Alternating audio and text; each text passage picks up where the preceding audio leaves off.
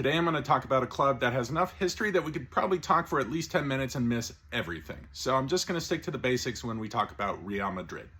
I have two kits from Real Madrid. This one from 2004-2005, which is an interesting period for the club, and we'll talk about that in a second.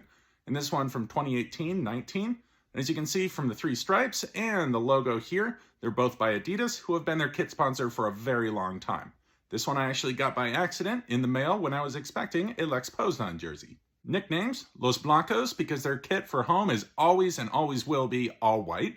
Real Madrid is a members-owned club, which is huge for a club of this size. What it means is members get to choose a lot of things about the club, including electing a president, choosing board members, and a lot of other areas that give them huge influence about how their club's run. On top of that, if you want to be a season ticket holder at their Estadio Santiago Bernabeu, you also have to be a member, or socio, first.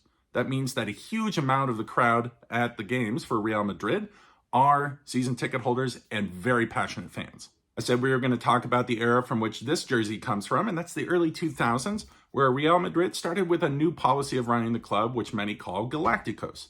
The idea being that every single summer throughout the years, they would bring in a world-class star player into the squad. So every single summer, they would be drawing in a new world-class player, like Luis Figo, who they stole from Barcelona, which was very contentious because that's their largest rival.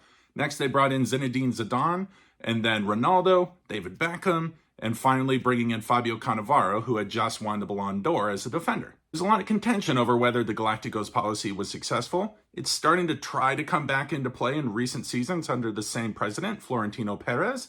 At the time, at the beginning of the century, it was sort of successful. If you measure it by silverware, it was successful and then not successful in periods. They have an immense amount of success domestically and internationally. They have 68 trophies, including 35 league titles, 19 cup titles, 12 Super Cup titles, all within Spain. Beyond that, they're the all-time leaders in Champions League titles with 14, having just won one recently.